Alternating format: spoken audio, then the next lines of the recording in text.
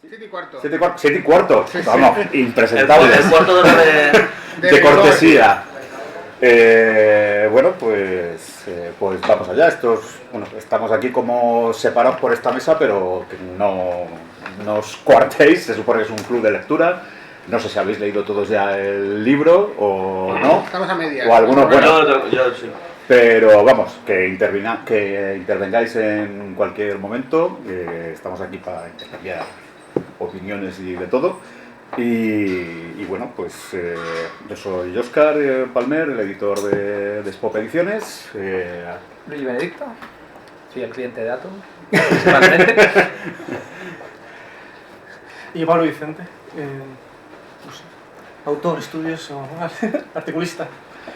Y nada, pues podemos empezar por donde queráis. Si quieres, empieza tú, Luigi, un poco, porque vi que fuiste de los primeros que hizo un hilo Yo lo devoré, en Twitter enseguida poniendo ahí puntos sobre IES y No, y tal. al contrario, a ver, vino, ahora es fácil, todo el mundo sabe, hay como una corriente pro-Lee y anti-Lee en las redes, por así decirlo, Sí. y demás, con personajes bastante paradigmáticos y con una... O sea, es verdad que hay como dos grupos, luego ser equidistante tampoco está muy bien visto, está así como una cosa que a mí me parece muy divertida, o sea, es divertida mientras no se ponga cosas fuera de contexto y demás. Por ejemplo, tus hilos ahora últimamente de Jack Kirby me parecen maravillosos, dan un punto de vista diferente, te dan ganas de volverte a leer los de Jack Kirby, pero siempre al final el problema de esto es que hay una, lo dice precisamente Álvaro Reisman, hay una parte borrosa y tampoco son fuente fiable ninguno de los implicados directamente, al menos no Lee, Kirby o Ditko. Hay una parte que se queda siempre como la interpretación. Y Reisman ahí me parece súper sincero, porque además lo aborda de una manera que la gente decía, es un libelo. No, al contrario, él desde el principio dice, yo tengo este punto de vista, hay partes donde no puedo llegar más allá, lo dejo a la interpretación o lo dejo en los cómics y luego ya continúo, y eso me parece muy bien. Y luego él al final además es sincera en la entrevista que hace a Tegan Unica, y me parece un ejercicio de sinceridad extrema, o sea, sobre todo incluso con cómo trata al mundo del cómic, a la industria del cómic, que tampoco ha cambiado tanto con respecto a la época de Lee, incluso hace comentarios que casi la compara salvando la distancia, casi con el narcotráfico, ¿no? Porque si compro cómic estoy apoyando una industria que no trata como deberían los autores, y mucho menos ahora con su camino hacia el cine, donde se ganan millonadas y cada poco sale pues eso, que a Brubaker no le dan la parte que corresponde, o a Steve Englehart con la trilogía de Christopher Nolan y demás. Y a mí me parece un ejercicio de lectura interesante, porque te pone a ti como lector a que tengas que formar parte. O sea, mientras por ejemplo la biografía de Jack Kirby, de Mark Evanier, te quedabas tú ahí un poquito, porque él mismo había una parte que era equidistante. Mark Evanier, que es un personaje que es curioso, porque a veces lo ponen en un bando, a veces en otro, luego trabajó para Stanley Media, a veces es venerado. De hecho, en el juicio contra Marvel de la familia Kirby fue a favor de Kirby, aunque luego echaron atrás su testimonio por no estar presente. Y ahí te deja como espectador de una película, pero aquí te obliga como a meterte y a crearte tu propia opinión, que puede ser radicalmente en contra del actor, o que puede refutarte en las ideas que ya tenía, aunque él va dejando perlitas por un lado a otro. Ya luego la estructura sí me parece, lo podemos comentar luego, me parece que yo creo que él parte con una idea, luego por eso hace el epílogo de la historia secreta judía, como rebatiendo al escritor conservador, que si ve el Golem y demás, que si ve imaginería judía y él, creo que a mitad de camino, cuando le llegan las grabaciones de Keya Morgan, cambia y tira una parte un poquito más polémica, no digo sensacionista, que va a vender mejor, pero que a lo mejor se aleja un poco de ese inicio donde va la familia, donde ves una documentación exhaustiva y te quedas con la pena de si todo el libro hubiera sido así. Pero es verdad que nos perderíamos todo el salseo y toda la parte de Peter Paul y demás, que es grandiosa. Claro, también, en mi opinión, es que también se nota que Abraham Reisman no es un biógrafo, es un periodista. Exacto. Entonces, hay un momento en el que sí, él parece que se pone las pilas con toda la parte, como bien dices, de los antepasados, de la infancia, la entrevista con el hermano y todo esto, porque sabe que es el fundamento, los primeros capítulos, así como, pero luego la cabra tira al monte y su instinto es el instinto de perseguir la noticia, ¿no? Claro, es que de hecho habla una parte de Lee muy poco tratada y donde no queda mal, que es las tiras de prensa y cómo tiene él en exclusiva con la editora, toda esa parte, y casi le dedica más eso que al desarrollo y al boom de Marvel. Es curioso, pero en esa parte se ve que todavía, porque él lo explica en tiempo real, estaba en la parte de biografía, hasta que luego yo, que ya no Morgan, tengo grabaciones exclusivas, me da una entrevista a Peter Paul, tengo cosas de Hillary, tengo cosas de todo que nadie tiene. Pues nada, pues que me parece bien, y sobre todo él lo intenta justificar y aún así no le queda muy deslavazado, pero claro, no es una biografía per se. Pasa a ser otra cosa. Pero si os dais cuenta, que contigo lo he comentado, la parte final, no el epílogo, que un poco es lo que comentabas tú y gana enteros esta edición, porque creo que en la edición original no viene esa parte. En la primera edición en tapadura no, pero sí lo incluyó como añadido, como extras para la reedición en paperback cuando salió ahora a mediados de año, creo. Pero la última parte, que por edad es la que realmente yo he vivido en tiempo real y en el boom de todas estas páginas entraste en todo lo que hizo de Stanley Media y estas animaciones, como digo yo, estos cómics que eran más bien animaciones con discapacidad, a mí es la que más me sorprende. Habiéndolo vivido en tiempo real y era el señor que salía en las pelis de Marvel y eso, es la que descubre cosas, quizás porque de la génesis de Marvel llevamos desde los 80 leyendo Comics Interview, los que nos interesa el tema, hemos visto de un lado de otro y de más allá, y ahí hay un filón que es interesante, y bueno, en fin, no es biógrafo, no, pero esto da para un biopic tremendo, Me alegra que lo veas así, porque de hecho esa parte, ese tercio final, digamos, del libro, que es verdad que cuando yo empecé a leerlo, sencillamente como lector, como aficionado, de repente dije, hostia, es que se acabó ya Marvel y me queda un tercio de libro, ¿qué va a pasar ahora? ¿No? Y eso en principio me descolocó un poco, pero en última instancia fue lo que me decidió como editor a sacar este libro, en concreto. Porque, por ejemplo, tenía en estudio desde tiempo antes el de Danny Fingeroth. Pero el de Danny Fingeroth no quise sacarlo precisamente por lo que dices tú, porque es que ya, aunque tenía cositas, me sonaba mucho más familiar todo, y me sonaba más el tono, y no me sorprendía tanto, ¿no? Entonces, mi editorial es una editorial modesta, pequeñita, saco 3, 4 libros al año, con cada libro que saque, que además le vamos a dedicar 3, 4, 5, 6 meses de curro, quiero que sea un libro con el que me lo voy a pasar bien, ¿no? Y cuando de repente pega ese cambio a toda esta parte de Stanley Media, la demencia que es el momento en el que Stan se convierte en una celebridad, que la gente se acerca a él para lo que sea, para vender café, que lo puedes encontrar todavía, café Signature Stan Lee, Colonia Stan Lee, cuando se lían con el rollo de los fundraisers, de la recaudación de fondos para la campaña de la elección, no me acuerdo cuál era, de alguna de las de Bill Clinton, ¿no? Sí, de Hillary. O la despedida de Clinton, el lanzamiento de Hillary. Eso es. Y dices, claro, y todo eso luego va a juicio, porque ha habido tejemanejes con el dinero que no se sabe dónde ha ido, la recaudación esa. Entonces, claro, de repente ya no es solo un libro sobre Stan Lee, que entiendo que si eres muy fan de Stan Lee solo quieres un trozo de la vida de Stan Lee, a lo mejor eso te saca o incluso te molesta o no te interesa para nada, pero a mí realmente lo que verdaderamente me interesa y el motor de casi todos los libros que publico es cómo funciona la cultura y la industria de la cultura y un poco la lucha entre el artista o en este caso el editor, el guionista, el productor, frente al mercado, frente a la sociedad, frente a la justicia. El anterior libro que saqué sobre cómic era el de La plaga de los cómics, que es, pues eso, ya sabéis toda la historia de los años 50, de la censura, del nacimiento del Comics Code. No son biografías, yo siempre lo digo, son historias culturales, ¿no? Me encantan los libros que te sumergen por completo en un momento, en una época, y a través de un individuo singular o de un conjunto de individuos y de cómo desarrollan su obra, te sirve también para hacerte un retrato del momento, ¿no? Y eso me parece que el libro este lo consigue precisamente en la tercera parte. En las dos primeras está muy centrado en Lee y sí, habla un poco del entorno y tal, pero cuando realmente entra en el meollo, o sea, yo no había visto una explicación tan detallada de los tejemanejes de la burbuja del .com, por ejemplo. Seguro que los hay, pero como no es un tema en el que esté muy metido,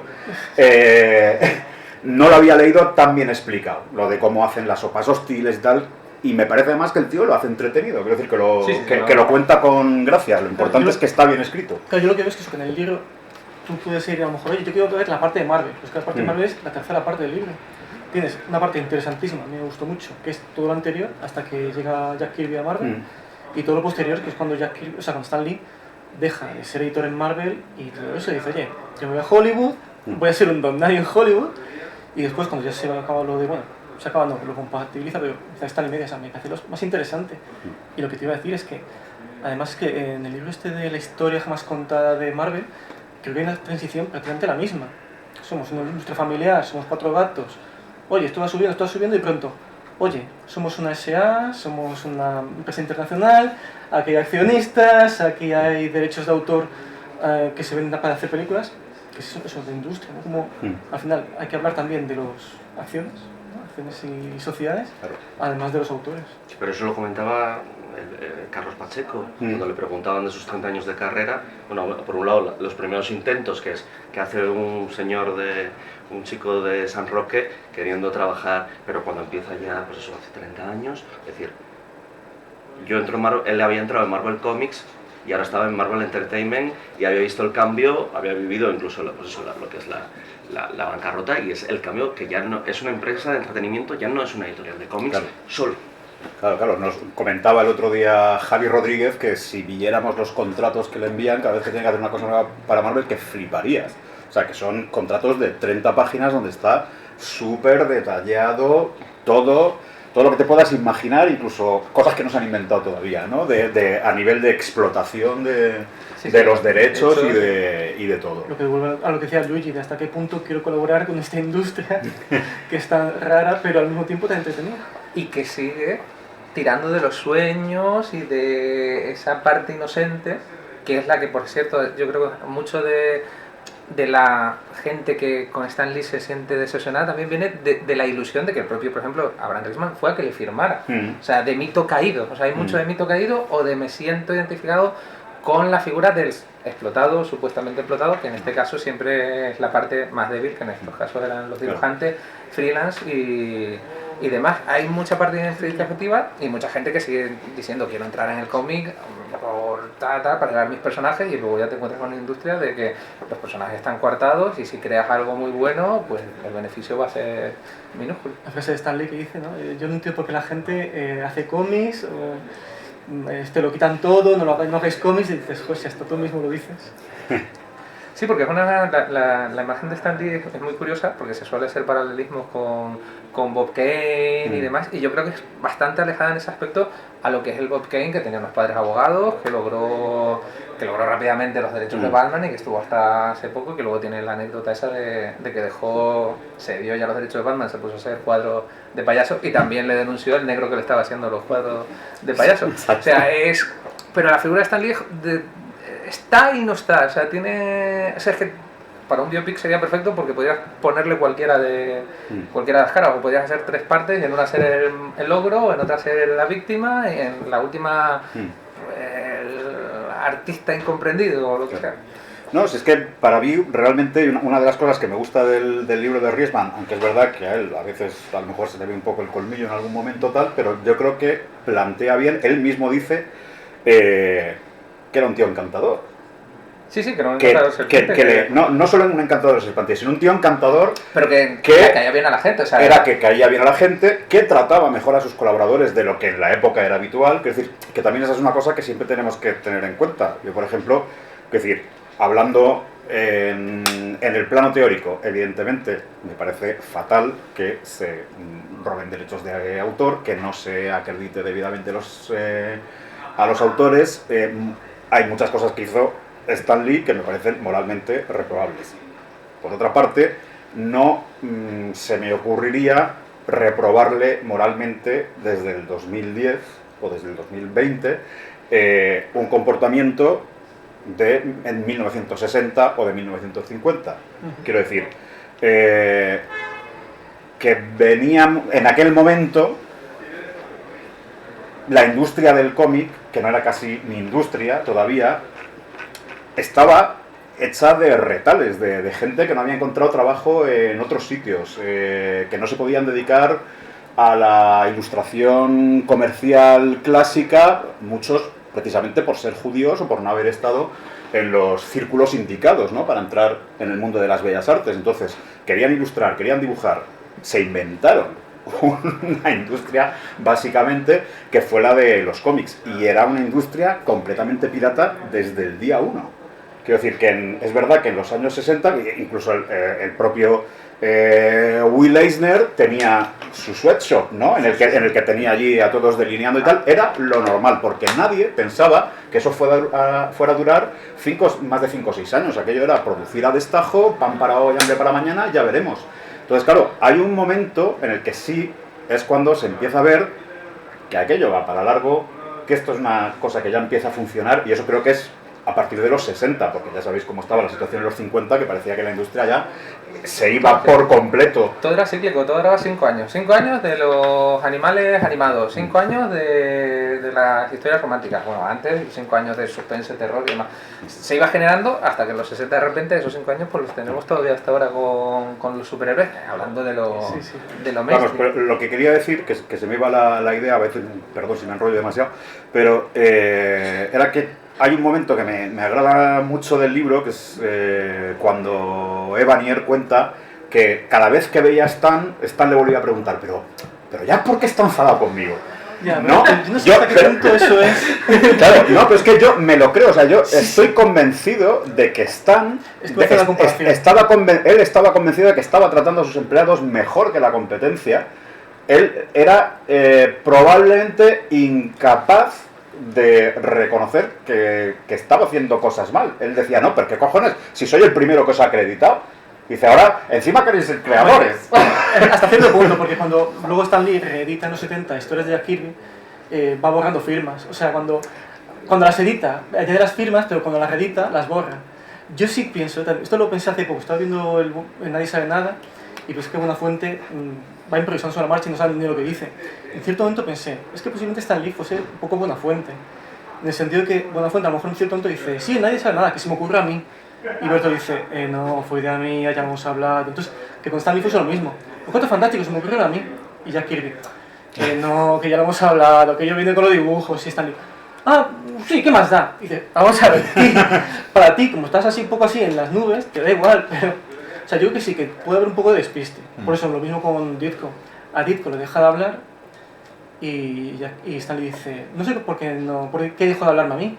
Y dice Ditko, vamos a ver, si yo llego a la oficina y me dices, y no abres la puerta, y tengo que hablar con Sol Brodsky, y tengo que entrar en las páginas, y cuando me devuelve las páginas, me devuelve Sol Brodsky, y tú no hablas conmigo durante un año, no es que yo te haya dejado de hablar a ti, pero yo creo que es eso, que yo sí que hay una parte de Stan Lee despistadísimo, de ¿qué más da si esto es un poco por así? Y otra parte de decir, bueno, pues voy a contar la mejor parte de mí mismo, porque evidentemente... Hombre, claro, llega un momento, y efectivamente es lo que dices tú, yo creo que está toda la subida, el despegue brutal de los 60, cuando Marvel peta, empieza a ir a las universidades, empieza a sentirse por primera vez arropado. Entonces, claro, ahí es cuando yo creo que el tío empieza a apropiarse de cosas y a decir, no, claro, más, dame más amor. La época de la primera peluca.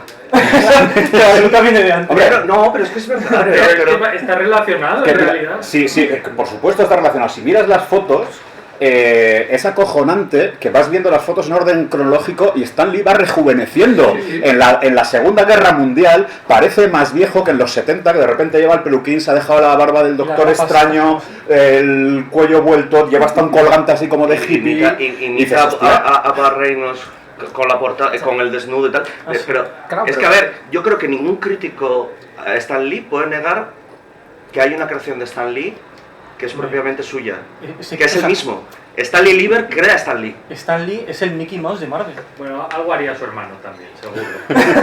Es el personaje, ¿eh? Claro. Si hacen el biopic, quien coja ese personaje gana el Oscar al mejor actor de reparto. Para mí el descubrimiento, bueno, ya lo conocía, pero para mí el personaje del libro Es el hermano. es el Larry. Sí. Larry es... Hombre, y la relación que tienen ellos de particular en el sentido de que al final se llevan fatal, pero Larry es el último que acaba dibujando las tiras de prensa durante un montón de tiempo y volviendo a Stan Lee despistado, era despistado pero al mismo tiempo era el que llevaba todo, porque no- Sí, sí. él aprobaba, él asignaba, él editaba, él repartía juegos. Por ejemplo, Larry, el primer número de Thor o de Iron Man, y si era más o menos, el guión es suyo, o está acreditado como suyo, o sea, que él estaba allí a todo, y también creo que era de la pelea esta siempre Lee Kirby Ditko, el único que se leía de los cómics publicados. Mm. O sea, yo tengo las dudas a veces de si Kirby se leía lo que salía, la otra parte, o sea, de que Kirby creía que hacía más porque tampoco se leía luego lo que salía de los Cuatro Fantásticos, ¿no? O sea, yo he presentado aquí a Los Inhumanos, yo he presentado aquí a Pantera Negra y demás, pero no me he leído, ni sé cómo ha interactuado, ni sé cómo ha habido los cambios. Y eso luego se refleja incluso cuando vuelve Kirby en el 72, que le dan Pantera Negra, que viene Don McGregor y le dan el Capitán América, que viene Sting Englehart ahí metidos en los 70 en el Watergate y demás. Sí, sí, Se por la por el suda, forro, se lo se pasa lo todo, pasa sí. por el forro, o sea, de repente vamos detrás de la rana la Pantera Negra y Capitán América, que si la bomba loca, que si el bicentenario, que además el bicentenario puede utilizar al Doctor Extraño y se inventa el Buda, o sea, es que pasa absolutamente. Pero es que el concepto del universo Marvel, el universo compartido, que no es el primero, pero que es el más popular y es el triunfo de Marvel Studios, Kirby y Ditko lo hubiesen tenido jorobado porque tiraba hacia adelante. ¿Para qué voy a reutilizar un personaje de otra colección o voy a hacer esto? Si puedo crear, mañana creo 200. Precisamente es lo que tiene, lo de unirlo. Ahí va a hacer mucho. y es Stan Lee, Es Stan Lee. Eso lo dice Riesman claramente. Dice, Claramente. esta es casi prácticamente la única idea que Kirby jamás Porque no le hacía falta. dijo. No solo eso, sino que además le irritaba. Le irritaba el tener que de repente que decir Ahí con que usar. las narices también, tener que estar con personajes que no eran suyos. Exacto. Que si nos ponemos a hacer paralelismo, es lo que le pasa ahora a muchos directores de Marvel, a Edward Wright, Claro. a Scott Derrickson, Claro. que me cago en Dios, que está Feige aquí metiéndome que no, que tengo que meter a América Chávez, que tengo que meter Claro, yo no sé, claro. historia de Y terror. a todos los editores y guionistas en los cómics. Porque Claro. ahora mismo es como, es que no me quiero leer todo lo que están haciendo los demás para que tenga sentido nada de lo que estoy haciendo. Así es. Y es cualquier grapa que haya. Claro. Y la labor de editor entre Lee y Shooter, que más o menos es el que dura, hay unos años en cuanto él ya empieza a ser más emérito y ya es justo cuando se está yendo hacia Hollywood, que hay un baile de editores en Marvel. O sea, hay un año que hay 3. Sí, sí, Que sí. pasan todos, o sea, pasan todos. Y todos peleándose entre Sí. ellos, compañeros de O piso sea, que pelean. Jerry Conway era el candidato, pero colocan a Len Wayne, pero luego va Mark Wolfman, que era amigo, pero luego ellos se van, y vuelve Jerry Conway y dura solo un mes. O sea, Nace la figura del autor-editor, Exacto. que es yo escribo mi colección y yo la edito. Dice, es que no puedes hacer eso.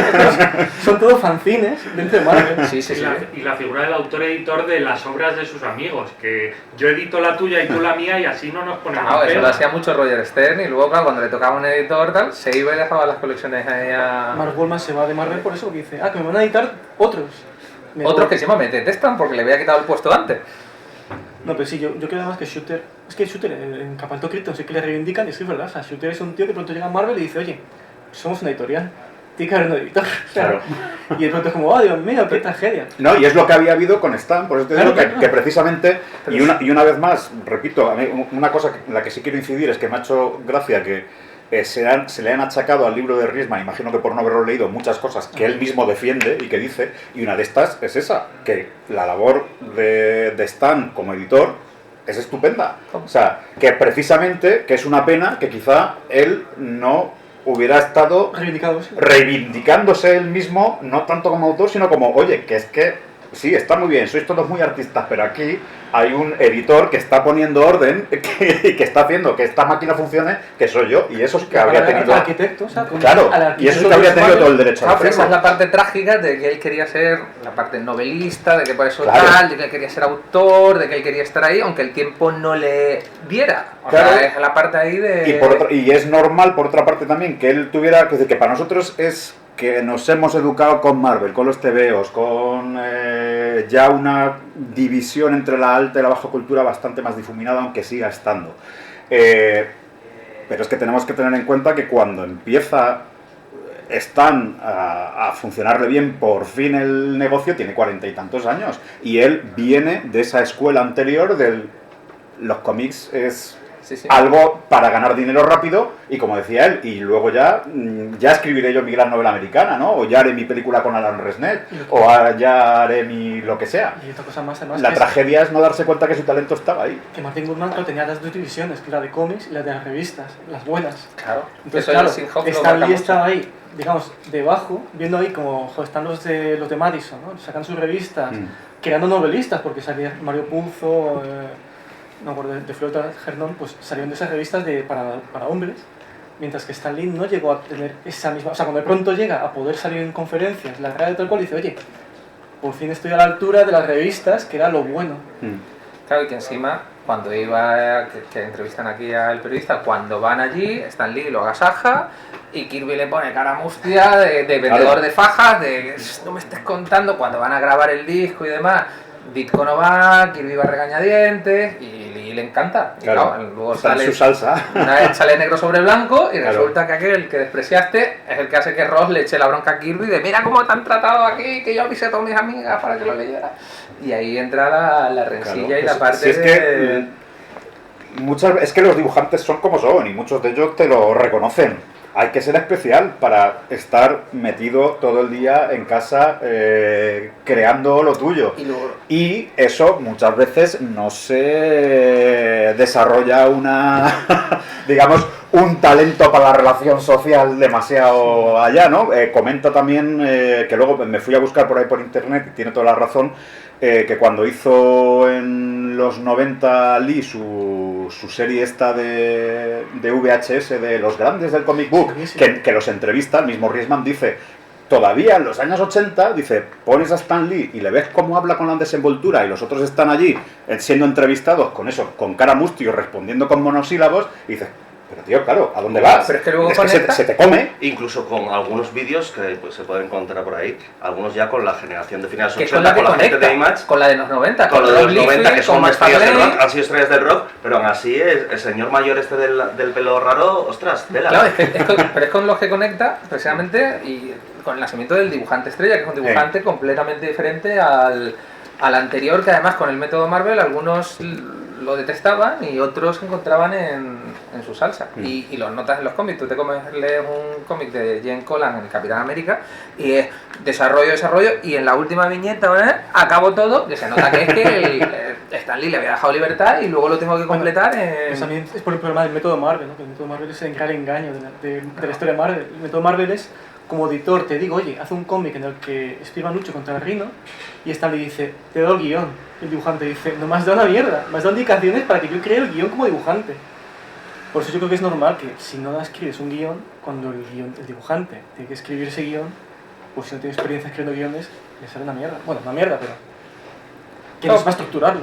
Sí, pero ahí te das cuenta de la diferencia de tono del Daredevil de Lee y Jen Collan con Mickey Murdock y demás, lo que es, pero luego, por ejemplo, en Spider-Man, recogiendo casi todos los personajes de Ditko y haciendo lo que Ditko no quería ser, o sea, que el Duende Verde quería que volviese a ser un desconocido, como ya había sido el señor del crimen, que lo matan al lado de una chimenea y no se le... Ditko escribió un ensayo diciendo que su idea es que efectivamente Norman Osborn iba a ser el Duende Verde. Claro, pero... Y lo ha confirmado Ditko, o sea, claro, se supone que sí querían, luego no se querían, se supone que no se sabía la... No, está confirmado, además si lees los cómics de Ditko, además es como muy evidente. Es que está casi hasta demasiado evidente. Sí, además, creo que incluso yo Romita en una entrevista que hizo, le dije, oye, Stan Lee, ¿quién es el Duende Verde? Y decía, yo qué sé. Y dices, tío, Stan Lee, o sea, tú tanto editor y tampoco te sabes de qué va el cómic. Sí, fue un follón también. O la propia Mary Jane, que no se sabe si quería una broma recurrente de que nunca apareciese, pero ya se sabía que no era que era guapa. O sea, claro, hay una foto con un florero que es un pibón, solo se le tapa la cara. Se ve la reacción de las tías. Le decía yo, Romita, oye, ¿cómo la hago? ¿Guapa o fea? Y dice él, y yo qué sé. Y dice, ¿cómo que yo qué sé? Va a los cómics, John Romita y dice, si aquí pone que es guapa, pues Stan Lee, tío. O sea, John Romita me gusta mucho porque lee sus entrevistas y se nota que tiene una simpatía absoluta por Stan Lee, pero aún así dice, pero es un poco personaje, porque ese rollo de me dice, me envía como guión para el siguiente número el Rhino. Y lo dice como, jaja, es una broma. Joder, está muy súper cachondo. Pero al mismo tiempo es como que decir, oye, pero fíjate, que me está diciendo únicamente poner el Rhino. Hombre, una cosa que hay que decir es que, pues, yo no sé si realmente se la pelaba todo o que realmente tenía una desfachatez increíble, porque acuérdate del primer anual de Spider-Man, que ahora con la última reedición esta de Tache me los he vuelto a releer todos, y claro, no me acordaba de una historia que viene al final de complemento de cómo creamos a Spider-Man, que es Stan Lee, que se despierta a mitad de la noche, he tenido una idea, llama a Ditko le lleva el TVO terminado, y... Que también hay análisis de que el que se despierta es Ditko. Sí. Y no es Lee. Y que Lee con los diálogos lo Sí, cambió. pero todo a posteriori. Es que es un poco... Que es como, te quedas ahí como... ¿no? Ya ahí... Claro, pero en cualquier caso... Pero es que claro, en cualquier caso... ya está dando, en esa historieta ya está dando la idea de que Lee está teniendo ideas y el que está haciendo el curro y el que está ahí Es que hay un problema, hincando los codos es el otro, yo creo ¿no? que el gran problema que tienen los dibujantes es que no sabían todo el proceso. Porque en DC, para hacer los cómics, el editor le pedía a un dibujante que dibujase 3 portadas, o 3 o 4. El editor elegía la portada que más le gustaba, porque evidentemente un tío se vende por la portada, pensaba DC. A partir de la portada decía al guionista, oye, vente conmigo, hablamos de esa portada, vamos a hacer un guión, lo discutían, decía el guionista, oye, perfecto, entonces hago el guión como me has dicho, sí. Iba al guionista a casa, escribía el guión, volvía con el guión terminado, el editor decía, perfecto, dámelo, hacía correcciones y cuando el guión corregido se lo daba al dibujante. O sea, si quitas ese proceso intermedio de hablo con el guionista y se lo pones al dibujante, es el método Marvel. Con la diferencia de que en vez de hablar con un guionista primero y luego con el dibujante, el editor habla directamente con el dibujante y dice, hazme tú el guión del dibujo. Yo creo que, como los dibujantes de su época no sabían todo el proceso entero, pensaban que el guión llegaba... De hecho, hay una entrevista de Joe Sinnott que pensaba que los guiones que le daba, digo antes de Marvel, que los guiones que le daba Stan Lee a Joe Sinnott, que los escribía a él, porque decía, me los da Stan Lee, pues los escribirá a él. Y, le decía, y un estudioso habló con Joe Sinnott y le dijo, mira tío, fíjate las características de estos guiones son de este escritor y este escritor, Stan Lee es un editor que llega los guiones y te los está dando. Entonces, como por eso digo que creo que como los dibujantes de Marvel, o los dibujantes en general, no conocían el proceso entero, llegaban a esto, el método Marvel y decían, jo, qué guay, que me da libertad de escribir un guion a mí. Esto le pasaba incluso a Josh Pérez, que cuando se metió a editor con Crimson Place y demás, decía, madre mía, luego ya volvió a Vengadores contra JLA y dice, ya no protestó nada un editor que ha pasado por toda la parte anterior y demás. Pero claro, también es las cosas en contexto. Recordemos que en DC tenían a Mort Weisinger, claro. tenían... Y luego... ¿Es ese editor? Sí, es el editor que cuando murió está la leyenda urbana de que dijeron en su tumba, bueno, ¿alguien puede decir algo bonito? Y salió después están diciendo, su hermano era peor. Sí, pero años más tarde está Carmine Infantino, que se salta lo que pasa, porque Carmine Infantino sí hace bocetos de las portadas y se ha visto que la idea de la marca y Carmine Infantino es un poco mezcla como editor, DC, director artístico, es una mezcla entre Lee y entre Lee, ¿cómo se llama este? Y perdona, que lo acabáis de decir, Romita Padre, porque también marcaba un poco el estilo, como era...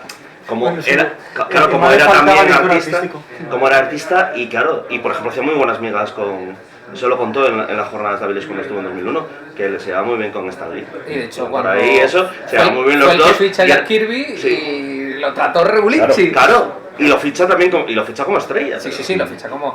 Que ese es el gran dilema que yo siempre he tenido, que se pone mucho el foco, y aquí por ejemplo el libro lo hace, sobre Stan Lee, su vida privada, sus motivaciones, el amor de Joan por los diamantes y demás, y luego sobre Kirby está siempre la nebulosa de necesitaba mucho dinero para su familia, pero nunca se sabe exactamente por qué, porque era el mejor pagado de la industria, fichado por DC como el gran fichaje, pero siempre está ahí pero nunca se pone el foco. En cambio, tendremos que pedirle a Griezmann que haga ahora la de Kirby. La plusvalía para el trabajador. Pero mira, si No es tanto el mejor pagado de la industria, en el sentido de sí, en el momento de cobrar, en algunas cosas cobraba más.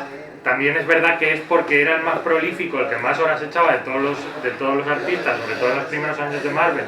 E incluso cuando está en DC y se está encargando de 4 colecciones a la vez, sigue cobrando en función a lo que está trabajando. Pero sobre todo la reivindicación que tenía él era que era la básica y es la que sigue a día de hoy, y es la misma pelea que tienen ahora mismo algunos autores, que es ya, pero luego págame si lo vuelves a editar, si hacen más ejemplares de los que me has contratado para hacer, si lo usas para un póster, si tal, si cual. Y aquí está la gran paradoja de todo esto, que el TVO por el que más cobró Jack Kirby en vida jamás fue Satan Six, que es el que hizo con Image, que le entintaron cada página uno de los autores de Image, que la portada es de Rob Liefeld. Bueno, pero... y sacó casi $1 millón por ese cómic, y es una de esas cosas que es como, y ya para entonces todos esos con Marvel ya habían ganado ese $1 millón con un solo ejemplar varias veces. Entonces es un punto en el que dices, es el mejor pagado, si tenemos bueno, sí, es el enano más alto en una época en la que para ello tuvo que cortarse las piernas. Bueno, pues sí. Stan Lee gana más dinero, incluso en DC gana más dinero por el diseño de ciertas figuras de superpowers que son del cuarto mundo, que por la propia creación del cuarto mundo. Sí, pero a día de hoy también te dice Jim Starlin que ha ganado más dinero en regalías por la Caja Bestia, que sale de secundario en Batman contra Superman y en Arrow, que por todo Thanos. Pero por los benditos años de Janet Kahn y de Paul Claro. Lewis y de benditos, y de todo pero seguro que viene, seguro que vistos dentro de unos años son peores que lo. Joder, Bueno, no, peores vamos. Son peores que cualquier cosa creator owner que haya, pero son mejores. No, que sí, estoy de acuerdo contigo, pero quiero decir que siempre. Solo una cosa, creo que si no nos interrumpimos puede ser mucho mejor. ¿Cómo se suele Pablo? No te interrumpí. Los deluxe están guay, pero os estáis cortando y yo, por ejemplo, estoy perdiendo el hilo y agradecería... Y además que estés hablando que es muy interesante. Algo dialógico. Perdón, ya está O sea, que no cortes a este chico, que estaba hablando muy interesante. Yo solo os iba a decir antes que lo del método Marvel también, que es una cosa que sí, muy buena, tiene sus virtudes y todo lo que quieras, pero también es una cosa que en cuanto pudieron abandonaron, entre otras cosas por razones legales, porque es que de repente yo le estoy pagando a un tío para que escriba un guión, y no está escribiendo un guión. Y a día de hoy es una cosa que, excepto en casos muy puntuales de colaboración, ninguna de esas dos editoriales lo utiliza para nada, precisamente porque dio problemas, porque ya en su momento cuando se empezó a utilizar... Creo que sí, porque ahora, no sé quién, un dibujante Marvel ahora sí que escribió en Twitter, me llegó un guionista y me dijo 3 páginas de pelea, y fue como, cabrón, ¿cómo que 3 páginas de pelea? Te jodes y me dices que tengo que dibujar. Dan Está Slott, muy exactamente, es el que sigue ahí defendiendo, entre otros, el método Marvel. Pero sí, claro, la cuestión luego es el resultado de que efectivamente el método Marvel es que la empresa que estaba siendo distribuida por la propia competencia con solo 8 colecciones, por eso teníamos colección compartida, acabó superándola, es verdad que con la DC Implosion y demás, y colocando los personajes sin tener detrás el poderío cinematográfico y demás que tenía la competencia. Claro, ahí está la duda de el eterno dilema, ¿no? Con respecto a Stan Lee. Yo quería preguntaros una cosa a los tres, que además se enlaza con lo que has comentado tú al principio. Hay una especie como de hilo anti-Stan Lee ahora mismo en internet, como que todo lo que empiece diciendo Stan Lee mal, puedes escribir lo que sea, que te van a leer, aunque luego no pones nada de eso. Y es que a lo mejor son generaciones diferentes las que están analizando la figura. O sea, hay una generación. Yo os lo pregunto a los tres, si confirmáis mi sesgo en este caso concreto. Los que más se enfadan con este tipo de productos son aquellos a los que se les forjó a una edad muy temprana esa personalidad y por tanto esta figura de Stan Lee, la del Stan Lee creador, no se puede tocar, y el análisis crítico que se está haciendo desde generaciones 30, 40 años duele, y de qué manera, y a lo mejor también lo que también se sigue callando desde la industria. Pregunto un poco, o sea, porque esta frase es tuya de Pablo y es que me gusta mucho y quiero decirla. O sea, ¿de quién te pones de parte? ¿Del jefe o del empleado? ¿Qué está pasando aquí? O sea, ¿qué sucede? Entonces, ¿de verdad hay ese hilo anti-Stan Lee o simplemente hay alguna gente un poco enfadada con que ahora mismo Stan Lee pues tenga libros como este en el que no se le ponga tan bien como antes? Creo que lo del paralelismo jefe-empleado me parece perfecto porque, claro, era el jefe, pero que tenía un jefe encima.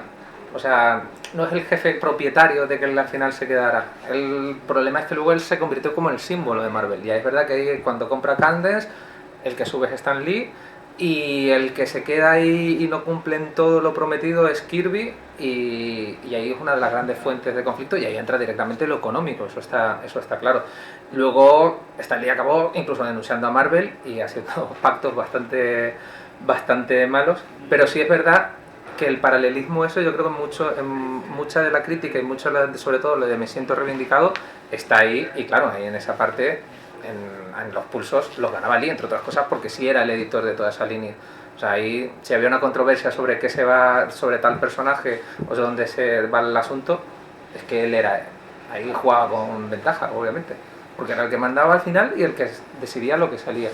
O sea, en esa parte Lee tiene todas las perder. Pero claro, una vez entrando en lo de autoría, en los creadores, en quién hacía qué y qué más, es que era un mundo muy jodido para todos. O sea, no hay ninguna figura impoluta. O sea, Kirby y Ditko se peleaban sobre quién creó Spider-Man. Y tú has hecho un libro muy interesante, y te leí incluso en su momento sobre si era un poco Capitán Marvel, sobre las cosas, pero es que ahí luego Ditko se atribuye cosas y Stanton, que era compañero de estudio de Ditko, dice, pero mira, pero si es que yo la señal de araña te la hice yo, mientras tú me entintabas Gwendolyn, que era sadomaso, y luego tus creencias randianas te dijeron que eso no lo habías hecho nunca. O sea, que es que Joe Simon se acabó peleado con Kirby porque en el 72, cuando iba a cambiar la ley del copyright, Kirby apoyó a Marvel y dejó a Simon con el culo al aire. O sea, que es que todo está ahí. Si entramos a la morralla periodística y demás, es que todos tienen... Era lo que hablábamos antes, es que venían de un sistema que estaba viciado desde el primer día. Que se copiaban unos a otros, se copiaban en todo. Se copiaban, reutilizaban una y otra vez las mismas ideas para unas editoriales y luego las volvían a reutilizar. Y las nuevas generaciones aprendieron de eso, y ahí tenemos a Len Wein y Jerry Conway con La cosa de pantano y El hombre cosa. Claro. Que no se sabe quién copió a quién y están ahí... Entonces, aquí volvemos un poco a lo que te decía antes. Juzgar desde el 2022 las cosas que hicieron estos señores en el año 40, en el 50, en el 60, hombre, evidentemente tú puedes tener un punto de vista moral, político, social, y pues tus creencias están, como están las mías, más de parte del empleado que del jefe, sobre todo cuando el jefe es la caricatura del jefe capitalista estadounidense, ¿no? Porque es que muchas veces, es lo que estabas bien diciendo tú, se pone en esa figura Stan, y Stan no era esa figura, Stan era la figura intermedia, que quizá eso es un poco más trágico, que es decir, que se dejó sobornar un poco, se apartó de los que eran sus compañeros naturales para él tener una vida mejor, pero en última instancia le dieron por culo igual. Quiero decir que la pasta innoble que se ha llevado Marvel, y luego dices tú, joder, que le pagaban 1 millón al año, qué barbaridad. Sí, 1 millón al año, pero es que, hostia, ¿cuánto produce Marvel? Es que es curioso, le dobla el pulso al jefe, porque luego Martin Goodman vende la empresa y Stan Lee logra ponerse por encima de su hijo Chip, y Martin dice, pues me monto Atlas y va a ser la bomba, y ficho a Larry Lieber, paga por culo al hermano, y se come los mocos. Pero claro, luego Lee en Chip de Poder se va a Hollywood, y a mí me gusta el cambio de paradigma que hay en el libro, de que tú ves sobre la industria y del cómic y Stan Lee al aprovechado, ¿verdad? Y luego va a Hollywood y es que no le hacían ni puto caso. Cuando en parte tenía razón, o sea, él hablaba con los dibujos animados de no, vamos a meter como el cómic, no, tenemos que meter la perrita, a Estrella de Fuego, al Hombre de Hielo, aunque no tenga nada que ver, y él está con no me acuerdo el nombre, con la de Saban, que luego trae los Power Rangers, diciendo que no le hacían caso, que él iba ahí, explicaba cómo funcionaba el cómic. Creo que en el libro también lo dice, o sea, efectivamente pasa de ser cabeza de ratón, ¿no?, a ser cola de león. O sea, de estar en una industria más potente, pero es la mierda, aunque estabas en el mejor puesto en una industria de mierda antes. Pero lo que quiero decir es que también en el libro lo pone. Y yo he leído otras entrevistas en las que Stan Lee en Hollywood intenta dar ideas y la gente está en plan de, bueno, no se ha entendido muy bien tampoco cómo funciona. O sea, en la primera serie de Hulk, de acción real, en el primer capítulo Hulk lucha contra un oso. Y llega Stan Lee y dice, oye, ¿por qué no haces que el oso sea un oso robot? Y le dice, no, porque es un oso en el bosque. Yo también creo que Stan Lee está muy fuera de su lugar. De hecho, le van a no sé si sale en este libro, que le preguntan, oye, vamos a hacer la serie de animación de los X-Men, ¿cómo sacamos al Rondador Nocturno? Y Stan Lee, es que no sé quién es el Rondador Nocturno. Y dices, hombre, Stan Lee, pues tanto rollo que te estás dando cuando no tienes ni puta idea de lo que estás vendiendo. O sea, yo creo que también, Stanley cuando llega a Hollywood también se encuentra con ese drama de no sé de qué estáis hablando. Y de hecho está de productor en las películas de Marvel a título testimonial. Porque no pinta nada. O sea, no toma decisiones, no conoce nada, ni las cosas que él da como consejos. Por ejemplo, el Stanley inventa el universo DC, creo que es un ejemplo bastante bueno de Stanley, si dejas de escribir no pasa nada. Si dejas de tener ideas, ya has dado las buenas que tuvieses. Sí, pero en cambio tiene el cómic de parábola con Moebius, que yo ahí tengo dudas si con Moebius utilizó el método Marvel o se lo tuvo que currar, que es una obra más, ley de realidad, es más que digna y es de la época que ya estaba en su caso, que eso es otra de las cosas que me hace gracia, y que Reisman lo pone en una parte en plan de jaja, no se le ocurría nada con 90 años. Pero con 90 años tenía que estar ya ese señor en su casa, claro. y tan tranquilo, no yendo a convenciones, pero es como que esa parte ni se plantea. Bueno, ni con Kirby ni con ninguno, como que tenía que estar produciendo hasta Hombre, el yo final. creo que Riesman un poco sí lo dice, ¿no? Que precisamente lo que subraya es lo absurdo de que este señor con esta edad pretenda todavía ser relevante dando ideas. Subraya con un poquito de mala leche, como en el momento clave, que es cuando tiene el juicio con Marvel y él mantiene un porcentaje de taquilla de todas las películas que se hagan de Marvel, acepta cederlo a cambio de ese sueldo de 1 millón y un poquito más, que es el gran fallo vital. Claro. Y que lo da ya tarde, ¿eh? Estamos hablando de 2002, si no me equivoco. Sí. Y aconsejado por el de Stanley Media, y comete el fallo de su vida, lo que estaba a puntito de pasar 6 años después. Que supongo que eso es el remanente por el que sigue ya él con los focos y demás, y hasta...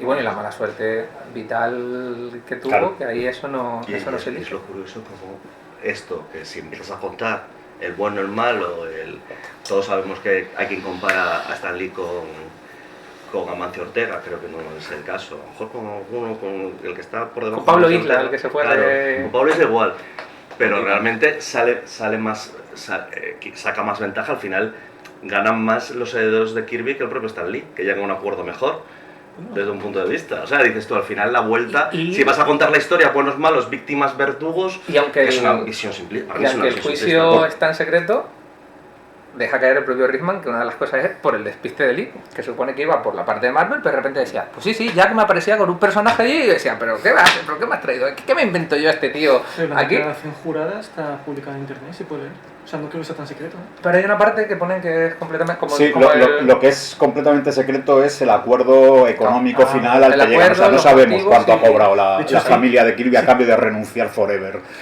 Pero ya definitivamente, porque renunció 3 veces, pero siempre había... lo hicieron bastante bien. Pero es eso, las declaraciones de Stan Lee en el juicio son un poco ridículas porque siempre está... ¿Y cómo se te ocurrió...? ¿Cómo creaste a los Cuatro Fantásticos? Porque quisiste tener una idea completamente diferente. Y a Spearman, una idea completamente diferente. Y a Daredevil, una idea completamente diferente. Y dices, vamos a ver, porque tú te vas a las entrevistas de Kirby y te dice, pues mira, los Cuatro Fantásticos los hice basándome porque quería repetir lo de los Challengers.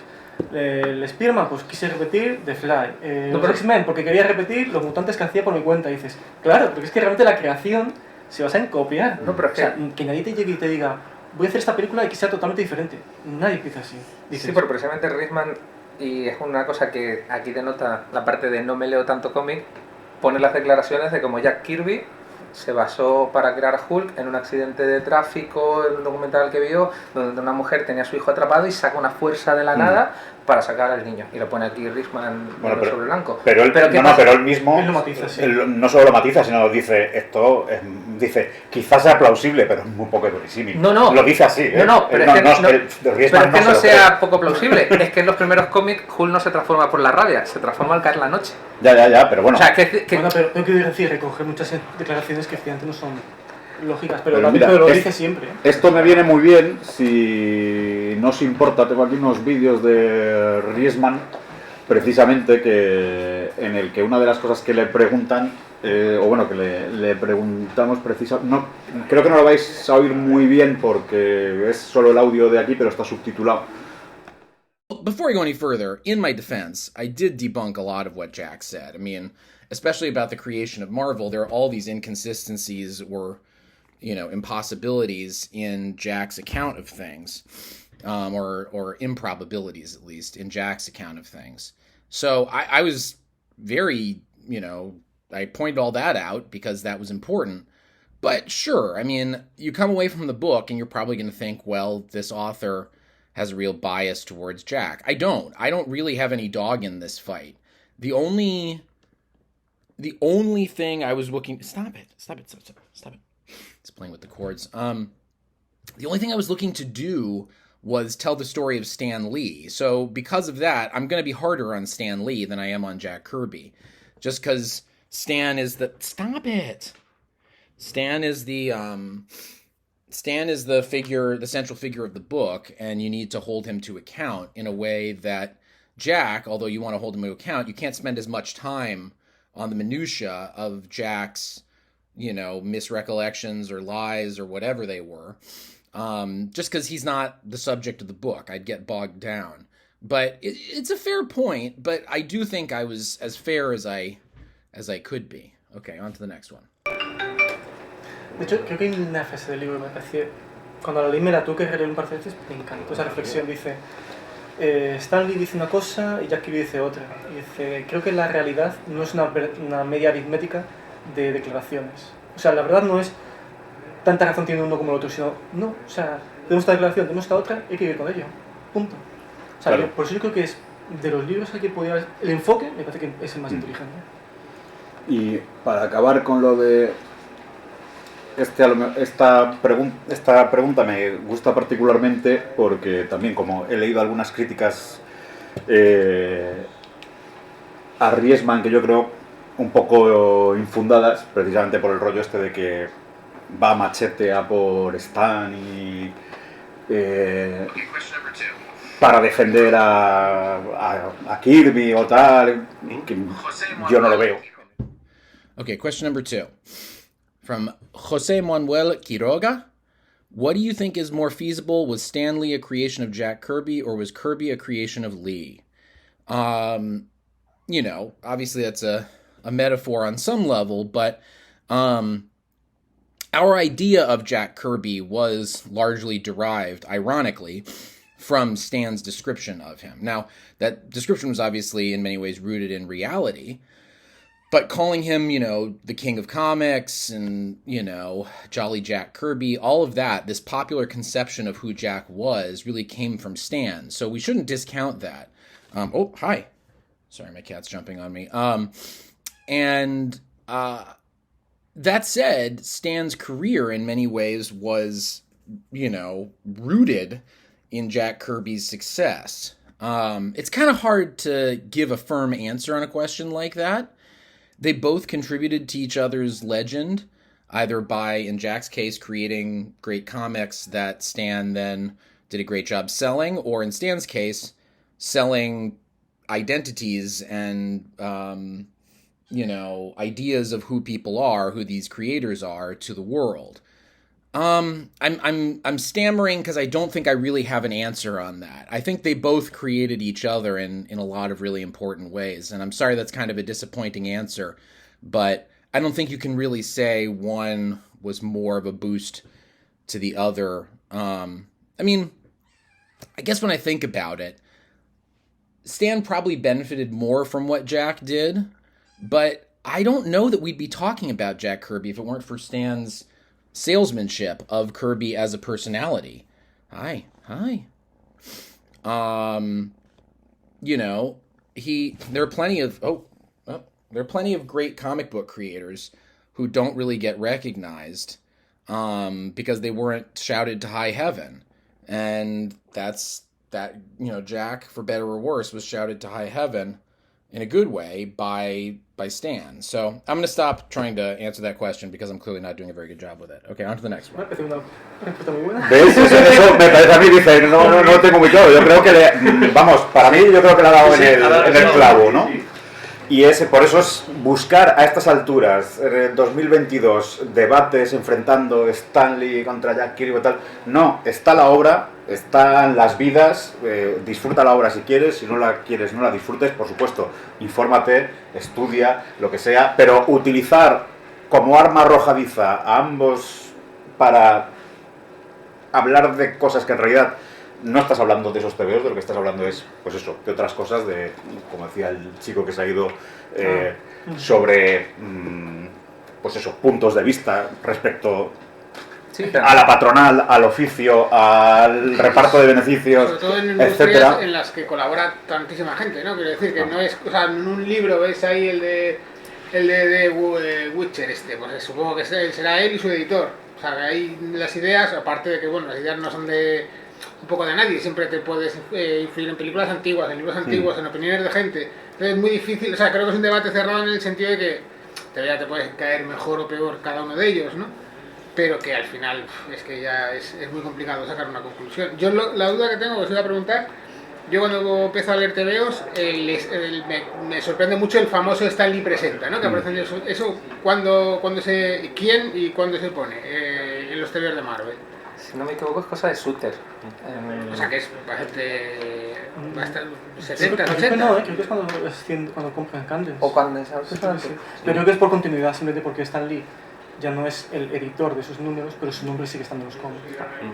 O sea que, quiero decir, en esa leyenda participa luego un montón de creadores de Marvel, ¿no? Entiendo, o sea, editores posteriores. No, participa hasta la película de Los Jóvenes Titanes que tira de Stan Lee. O sea, no intenta crear un referente propio en los dibujos animados, y está Mark Wolfman y Josh Pérez, pero ahí no intenta ser un referente de DC. Coge ya a Stan como referente general del mundo del cómic, ¿no? Claro, es que para bien y para mal, pues era un mascarón de proas, que efectivamente en el momento, primero, por visibilidad, segundo, porque él se prestaba a ello, tercero, porque tenía talento y tenía labia, y luego cuarto, eso, efectivamente, todos los que empezamos a leer TV a finales de los 70, primeros 80, probablemente el primer nombre con el que te familiarizas, aunque solo sea por verlo en todos, claro, es Stan Lee. Entonces, claro, en tu cabeza ya te estás haciendo, y sin conocerlo de nada, te estás haciendo una imagen. Claro, ¿no? sobre todo porque quiero decir que, como decía Luigi, en DC tienes a Carmen Infantino, que realmente lo conocen, Sí, o sea, y está muy metido. Schwartz, si tenías... Sí. Nadie que vea una película de DC dice, anda, coño, mira, Carmen Infantino. No, porque, Orlando, bueno. A mí es que me da mucha pena porque lo pensaba que en las películas de Marvel, con Daredevil, con Hulk, esas cosas, salían autores de cómics. O sea, salía Chris Claremont en X-Men 3, salía Frank Miller en la de Daredevil, sale Lo Ferrigno en la de Hulk. O sea, como que están diciendo, oye, muchas gracias, de algún modo, ¿no? Muchas gracias a la gente que vino antes, que ha creado estos personajes, ¿no? Y ya llega Marvel como Marvel, y empieza a sacar películas y dice, se acabó de hacer homenaje a autores, sacamos a la mascotita, y se acabó, no nos importa una mierda, ni Mark Wolfman, ni quien sea, o sea, sacamos a la mascotita. Con lo bonito que sería. Brubaker sale en el Soldado de Invierno, hace un cameo, Brubaker. Sí. Pues, no sabe mucho, pero me alegro, joder. también Thor, no le pones tan cara a todo el mundo, ¿no? O sea, Simonson en la primera de Thor. Yo creo que el cambio no es Marvel, o sea, no lo marcaría en... tienes razón, pero yo no lo haría en... sí, ahora también sale mucho. No haría el Iron Man del 2008, yo creo que eso se empieza a notar con la compra de Disney. Y la última que hace algo así no. es... yo creo que es Disney, ser, ¿no? Creo que es Disney porque en las primeras sí hay, en la primera de Thor, sale Straczynski y sale también ¿cómo se llama? Simonson, tanto Walter como Luis salen en Asgard. Yo creo que es Disney, Y la última es 2014, Días del Futuro Pasado, que se ve a Claremont y se ve también a Len Wein, que además ves a Len Wein de mayor, y en Días del Futuro Pasado es que se parecía a Mariano Rajoy. Lo siento, Len Wein de mayor se parecía a Mariano Rajoy. Bueno, pues eso, que es como que el cambio de Stan Lee, como verlo como algo más bonito, y yo como que lo veo como algo trágico. Sí, tal cual. O sea, yo creo que en la película de los Titanes, al contrario, me parece que es una idea súper divertida. Ya que Stan Lee se ha convertido en el personaje de las películas, pues lo sacamos también las de DC. Pero sí que creo eso, como que tenía que existirse más el homenaje a los autores en general, en vez de el homenaje al jefe que hubo en Marvel. No sé. Sí, y es curioso que Raimi en la primera Spider-Man quería cortar a Stan Lee, no quería el cameo y le tuvo que convencer a Viarat y lo pone en el libro. Sí. Incluso hay una escena que lo cortan, porque decía, nada, esto ¿de qué sirve? Y luego ya se ha quedado en la regla, aunque la primera fue la de Lou Ferrigno, que también lo pone en el libro. Ahora ya, pues si no lo hacen, bueno, ya porque no pueden.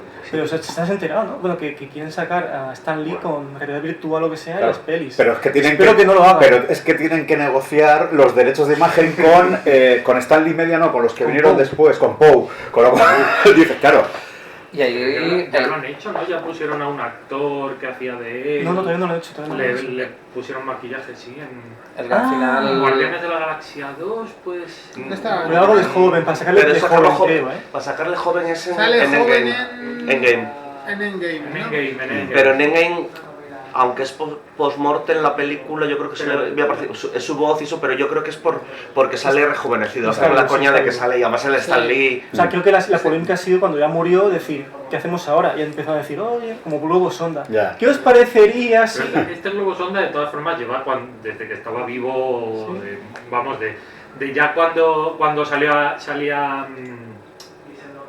no me viene el nombre, el Padrino en Superman Returns, sí. aquello, ya se empezaban a hablar de estas cosas y ya se empezaba a hablar de los cameos de Stan Lee, ¿qué pasaría? No sé al final qué va a ser.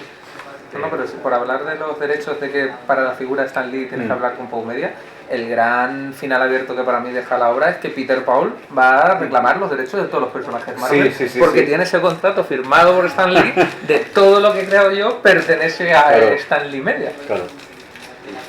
¿No os parece curioso, molaría hacer un what if de qué hubiera pasado si Stanley Media, que en ese momento tenía más valor en bolsa, mucho más que Marvel, se hubiera comprado Marvel? Con Michael Jackson, que estuvieron ahí a puntito visitando las Eso oficinas es y muy todo. interesante, porque el libro tiene mucho de oportunidad perdida, que él tenía como mucha pena de que no llegó a comprar Marvel. ¿Qué habría pasado? No estaríamos aquí hablando del libro.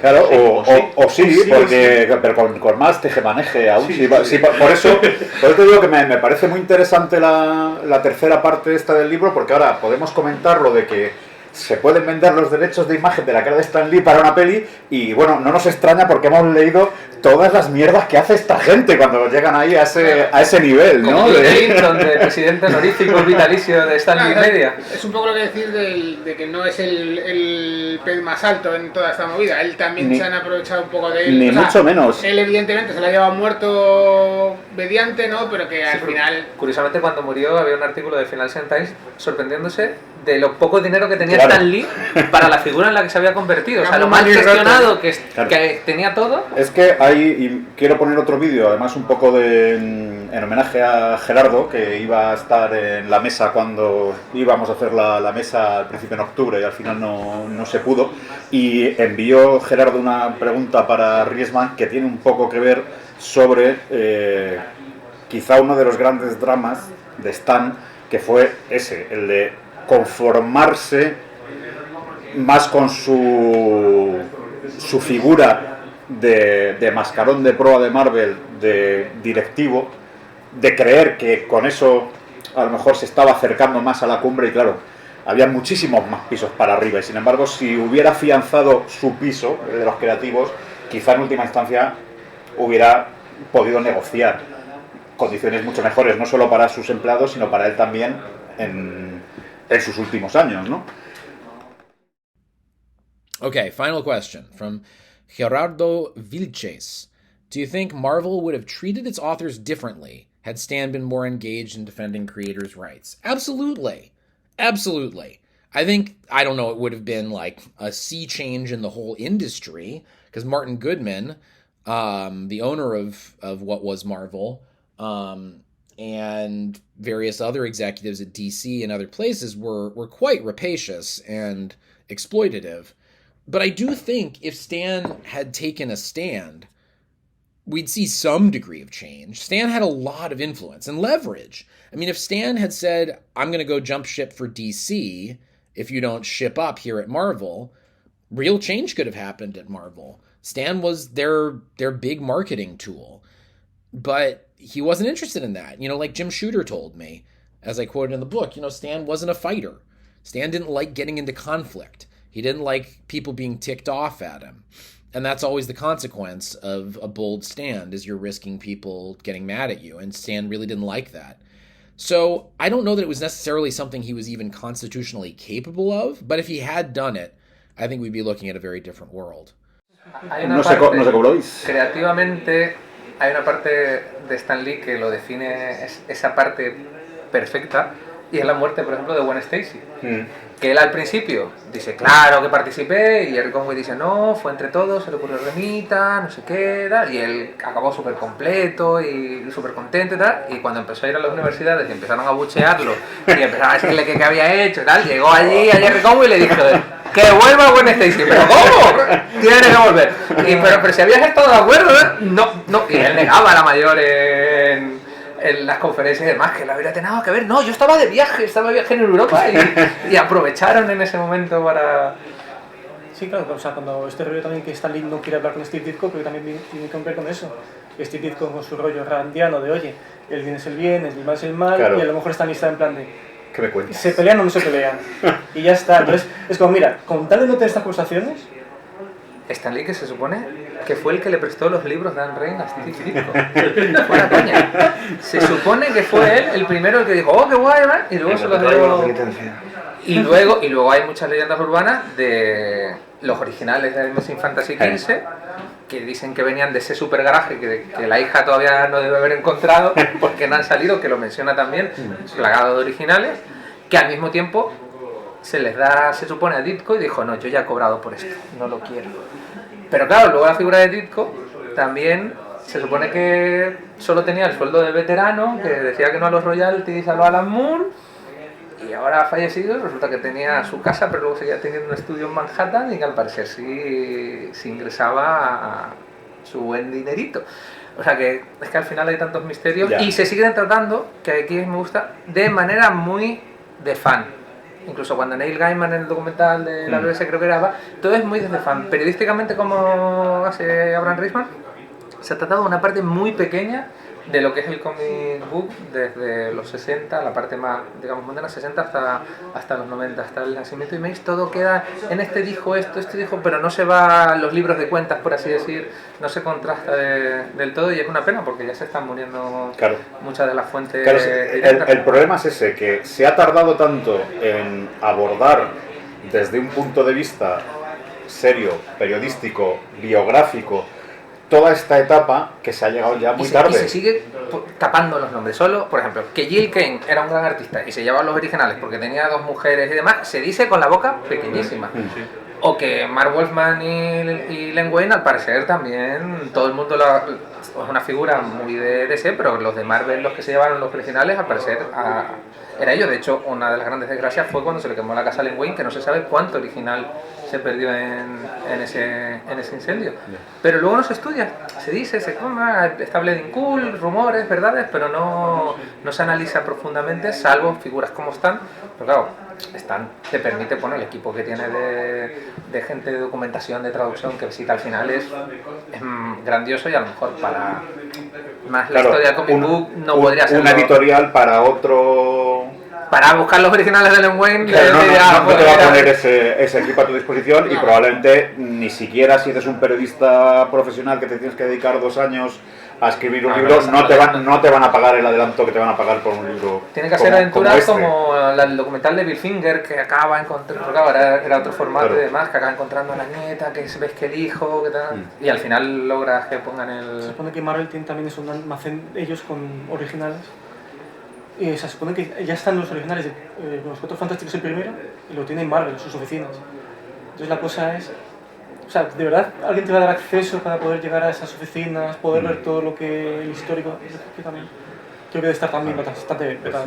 Por otra parte, yo soy ligeramente optimista, es decir, que estos son procesos que se han dado, igual que se dio con la música rock, que es otro de los pilares de la editorial, se dio mucho antes, es decir, que es la cuestión de cómo lo que es una cultura underground o poco bien vista por los estamentos culturales mayoritarios o tradicionales, pues claro, en un principio ni Dios se dedica a estudiarlo de manera seria, dependes, pues claro, ¿de qué dependes o de qué se dependió durante muchos años para estudiar el garaje norteamericano de los 60, incluso la explosión del punk, para los fanzines del momento, lo que hacían los propios fans, porque desde las universidades no se iba a estudiar eso, desde las editoriales serias no se iban a publicar libros sobre esos temas, ¿no?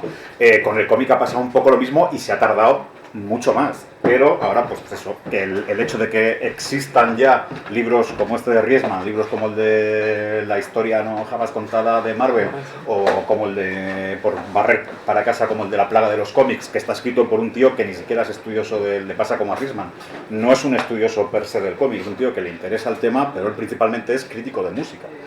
Y como le interesa todo el rollo de los movimientos juveniles de los 50, dice, de repente sale con la idea esta de que no, el rock no fue la rebelión juvenil de los 50, fueron los tebeos. Solo lo dicen, ¿no? Como que el origen es... El rock fue la banda sonora, pero el origen son los cómics. Entonces, que haya gente ya que está estudiando y escribiendo en estos términos, a mí me da que pensar que vamos a seguir viendo buenos libros en los próximos años. Si yo hubiese hablado con... No sé las entrevistas, pero la única pega que yo sé que le veo a este libro, y es como un matiz que yo no sé hasta qué punto se podría ver eso aparte, es que se le echa mucho la culpa de toda la situación de Stan Lee, toda su personalidad, a su mujer y a su hija. Que es que su mujer y su hija querían dinero, es que su mujer y su hija querían dinero. Y yo lo que pienso es, eso puede ser verdad, o es una construcción que se ha hecho el hermano de Stan Lee, o sea, Steve. Dice, no, es que, no voy a hablar de su mujer, pero su mujer era la que metía caña ahí. Yo digo, bueno, a lo mejor es que simplemente tienes un sesgo un poquito machista que te hace pensar que su mujer le metía caña, a lo mejor no es eso, también Stan Lee puede hablar con ella y decirle, mira, tenemos 1 millón al año, suficiente. O sea, como que es la pega que yo le veo, el querer al final desviar las culpas de cualquier cosa que haya hecho Stan Lee mal hacia su mujer. Esa es la parte que yo creo que cuando la enfocaba estaba muy en la religión y en la figura, porque el padre de ambos, que queda ahí como... Es que él realmente dejó a su hijo adolescente, que era el pobre Larry, a la buena de Dios. Lo acogió la familia de Lee, de Stan y Joan, y es curioso porque luego es una figura como que vuelve a aparecer ahí para recordarle, estás casado con... Pero luego se diluye esa parte, pero yo creo que era la parte más biográfica previa, donde también tiene la parte muy interesante de Stan Lee en el ejército, con Capra, con el Dr. Seuss, bueno, o sea... Esto, no sé cómo vamos de tiempo, pero es que tengo una respuesta aquí precisamente preguntándole sobre esto, que es bastante flipante, de una cosa que él no metió en el libro, la apunta un poco en las notas al final, es verdad, pero y en este caso me... La del control... No llega a lo del control. Esa hubiera estado genial. La teoría de que luego lo contrató el ejército para que metiera... Sí, eso es. Creo que es esta la cuarta. El mensaje de miedo. Okay, Carlos Arevalo says on Instagram, he was flabbergasted when he learned from my book that Lee worked alongside Capra, Soroyan, Charles Adams, and other luminaries at the Playwright Division of the Army. How did he get there, and why is there no more information about his stint in the Army, about Stan's stint in the Army? Boy, that is a great question. I myself have wondered why there's so little information available about Stan's time in the Army. Could just be poor record keeping, could be nothing interesting happened, or it could be that there's something more to the story. I couldn't put this in the book, really. I allude to it in the end notes, but basically, there's a conspiracy theory among certain hardcore Stan researchers that Stan was actually picked up by the OSS, the predecessor organization to the CIA, during World War II. And it was because of his work in comics. Now, I'm going to lay this out for you, and you have to know this is just a total theory. This is not based in really hard evidence. But the theory is Stan, as of when he enters into the Army in 1942, Stan has already established himself as, the editor-in-chief, essentially, of a major comics publishing house. And comics are the hottest product, especially for kids, in entertainment. People are going nuts for comic books. And the conspiracy theory is that the U.S. government on some level or in some department realized, hey, kids are reading comic books, we should be influencing comic books. The U.S. government should be influencing the public through comic books because they're this popular mass entertainment medium. And so the theory goes that once Stan enlisted, he was picked up. They basically selected him for special duty because they wanted to recruit him. And that's why he was put in the playwrights division, so the theory goes, is that the playwrights division was this elite place, and he's there next to a bunch of people who are a lot more accomplished than him. And in fact, he's next to people who are qualified in a way that he's not, because, I looked at the Army manual that said what the requirements for the playwrights division were, and Stan didn't really meet them. He didn't have any experience in film or television, and that was really what they were, or film rather, and that's what they were looking for. Television wasn't so much a thing yet at that point.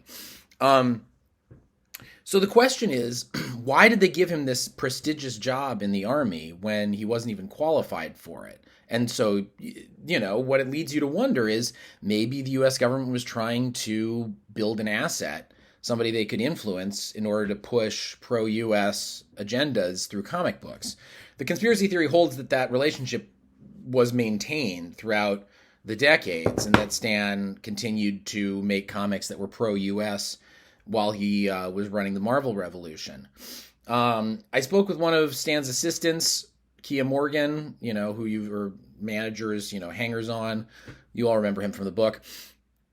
I spoke to Kia, and he said that Stan had confirmed to him that he worked with the government, but Kia's not the most reliable source, so I'm not sure about that. But that's a very long-winded long way of saying we don't exactly know why, but there's reason to suspect it may have been part of a larger agenda on the part of the U.S. government for cultural influence, which was something that the U.S. government and the CIA did a lot during the Cold War and in World War II to a certain extent as well. So anyway, long answer, but on to the next one. Stan Lee, agente de SEAL. No, es súper divertido. También es como súper fácil si no de refutar, de hacerse muchas preguntas. Claro. Porque dices, pero fueron al ejército en la Segunda Guerra Mundial muchísimos más, mucho más conocidos, mucho más influyentes en ese momento que él. Él era casi el becario de su tío. Claro, es que le ponen, es que esta división, tal como cuenta en el libro, eran solo 9 personas. Y eran Frank Capra, Charles Adams, William Saroyan, Dr. Seuss también. Dr. Seuss. O sea, que decir, y Stan llevaba 2 años trabajando en Timely. Claro. ¿Qué hace ahí? Igual es más un tráfico de influencias y un... ¿De quién? Tampoco tenía tanto... Claro, No, pero la típica cosa de, oye, tú conoces a uno, yo qué sé, pero hay más... Claro, pero no sabemos. Claro, es un cómic divertidísimo. Aquí hay la película de Claro, lo que pasa es que, y eso me parece que le honra, por ejemplo, a Riesman, que aquí es donde demuestra el rollo de ser... Vamos a ver, aquí o hay pruebas o no se pone. Y si alguien dice algo, bueno, pues yo digo que tú lo dices, pero a continuación pongo la puntilla, ¿no?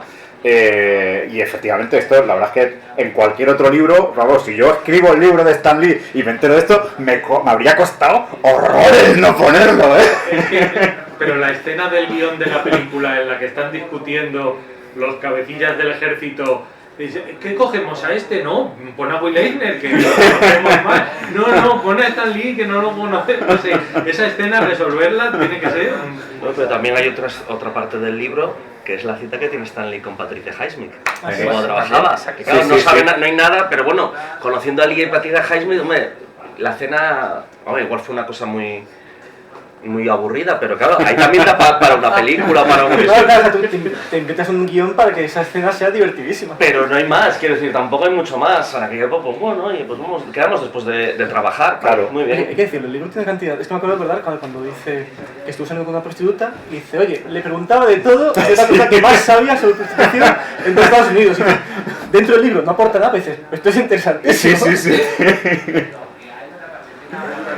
Bueno, pues no sé, van a ser y media. Si queréis comentar alguna última cosa o vamos cerrando, ¿cómo lo veis? ¿Vais a sacar el siguiente libro de Riesman? No creo. Estoy pendiente de leerlo, me lo tienen que mandar, pero francamente no me atrevo, o sea, es que no le veo suficiente comercialidad ahí. ¿Sobre qué va? El máster. Me alegra que me lo pregunte. Ahora.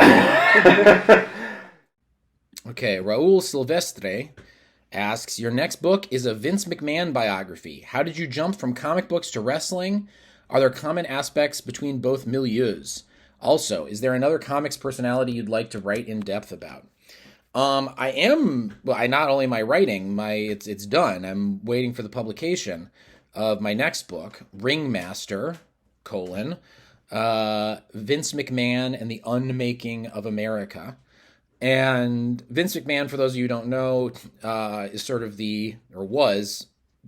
still is. He's in a bit of a limbo zone. But he was the emperor of professional wrestling. And I actually don't know what you refer to professional wrestling as in Spain. I know in Mexico it's lucha libre, so you'll probably be familiar with that term. But, in America, we have our own sort of original version of pro wrestling, of lucha libre. And I'm probably insulting you by saying that. You probably already know about that. I just wanted to clarify in case anybody didn't know. But there's a lot of overlaps. The big one being both comics and wrestling are terrible, terrible industries for labor rights and labor exploitation. I actually just wrote an essay about this, about why so many professional wrestlers become superhero actors these days. And I was like, well, one thing is they're big and burly, but another is they know how to play ball. They know how to go with the program and do what their bosses tell them to do, which is kind of what has made the superhero industry run as well for decades and decades. Both wrestling and comics are places where all the main creative labor is freelance. It's from independent contractors. I know this is a crazy idea for the Spanish, but no health care is provided by your government or employer if you are a wrestler or a comic book writer and artist. And I found that really depressing but compelling. It's important for me to write about exploitation and try and sort of shed sunlight on it. Because people really get wrapped up in wrestling and comics and forget that there's actual humans on the other end who are being abused. So I guess there's that, and then there's sort of the fandom aspect. Stan was really crucial in building an early concept of what we now think of as fandom. But so was pro wrestling. Vince McMahon did a similar degree of stoking of fandom to create these people who are just so devoted to your product that they'll go to bat no matter what people say about it. And that's power. That's real power. Once you can have a mass of people who are ready to defend you at all costs, that's really something to have in your back pocket. Another comics personality you'd like to write in depth about was the other part of the question.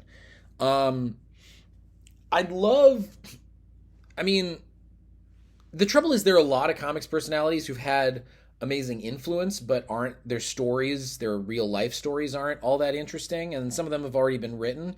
I think the one I would want to write would be Grant Morrison, the writer Grant Morrison.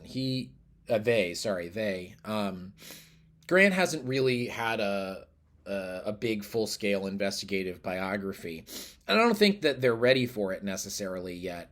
I think Grant needs to get a little older, and then maybe I will take a stab at that. But I've always found Grant fascinating, and Grant's life story is fascinating as well. De los que se hicieron millonarios más rápido haciendo cómics. Sí. Pues eso, lo de Vince McMahon a mí me parece súper interesante. Si no, pues me pido la edición americana.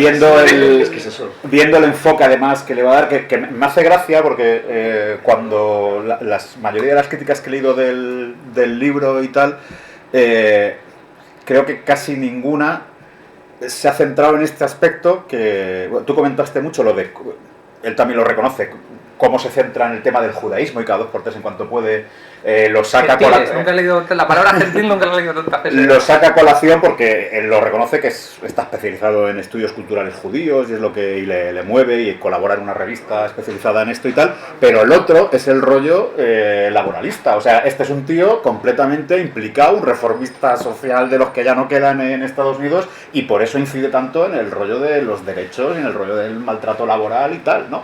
Y claro, la gente parece como que se enfada, como bien dice él, nos emocionamos o tenemos un vínculo emocional con los tebeos, con y por ende con los creadores que lo hacen, y entonces dices, claro, es que parece que está atacando a los creadores, está atacando, como todos estos que dicen, estás matando mi infancia y tal. No, si tu infancia es estupenda y te las pasan grande leyendo estos TVOs, pero si puedes saber que estos TVOs los hicieron unos señores que estaban mal pagados y que acabaron con unos dolores crónicos de espalda y que no tenían seguro médico, pues eso no es destrozarte la infancia, eso es darte un poco de información y dejar de vivir en los mundos de Yuppie, ¿no? Y puedes disfrutar los TVOs. O sea, yo no estoy con lo que comentabas antes, con el rollo este de, es que ya no los leo porque hay tanto sufrimiento detrás. Yo no llego a ese nivel, o sea, como te decía, me he vuelto a releer los primeros Spider-Man ahora, en la última reedición, y los he vuelto a disfrutar como un enano, ¿no?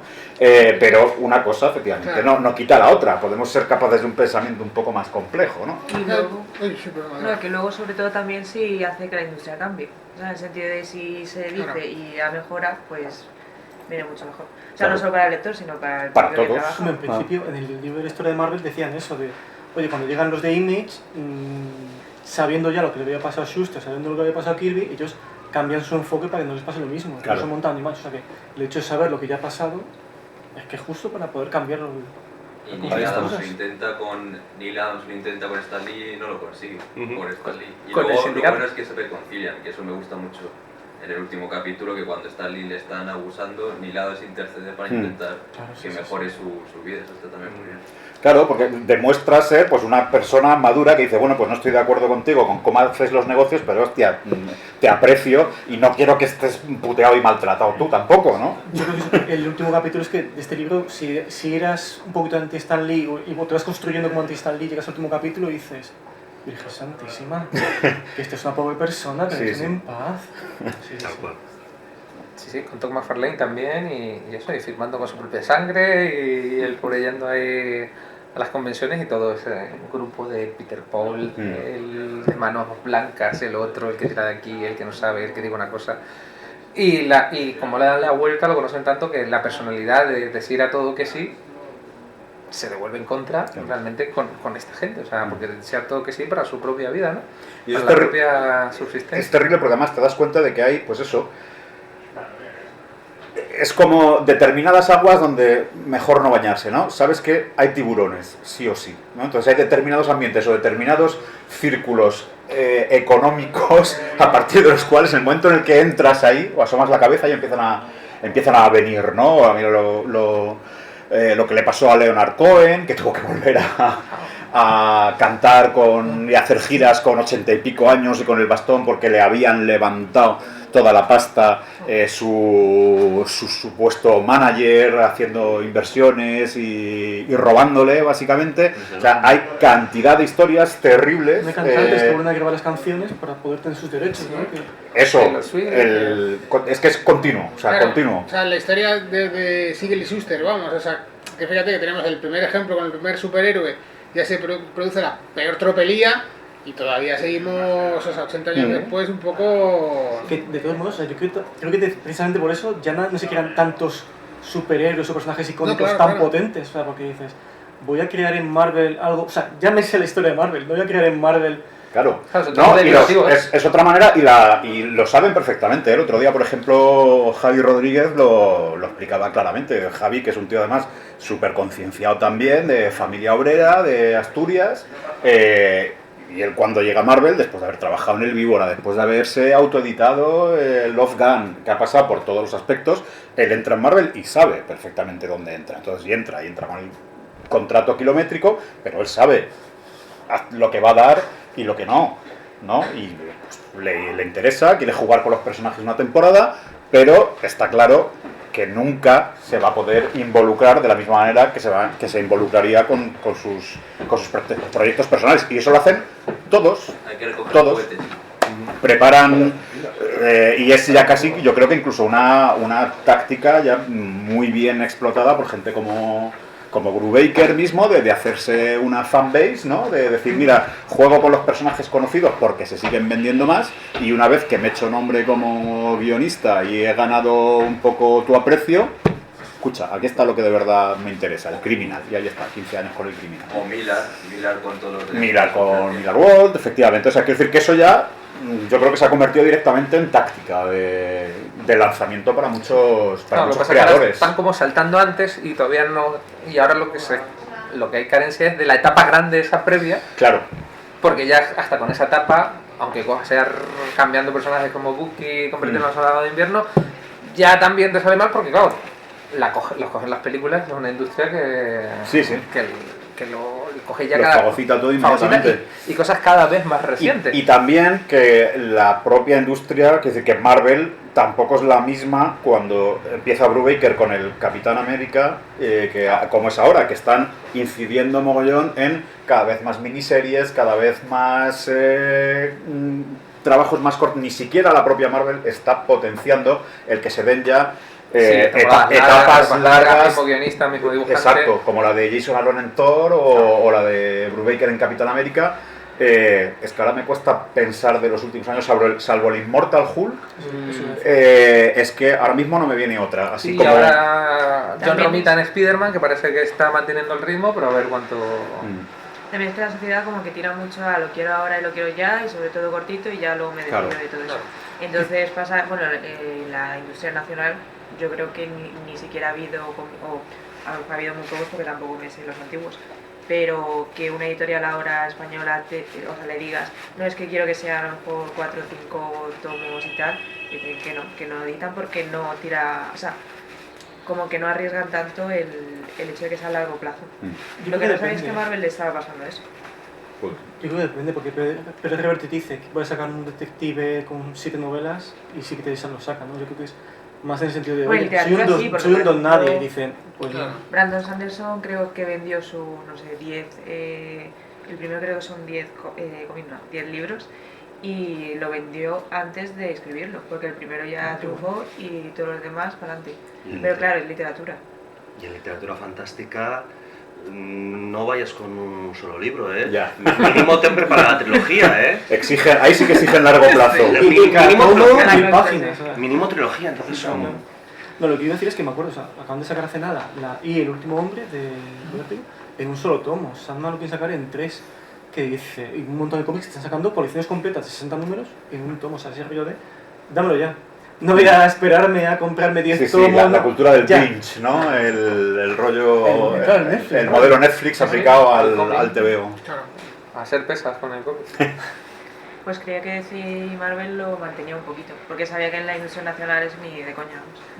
Entonces, Bueno, también depende, ¿no? Porque o sea, lo que es Marvel y DC no, pero las que hacen cómic, digamos, infantil, más enfocado a librerías, no tanto a librería especializada, sí que tienen un enfoque más a largo plazo. Hay cómics de estos que son marines que ya sí que son de 3, 4, 5 tomos. Sí, más de serie.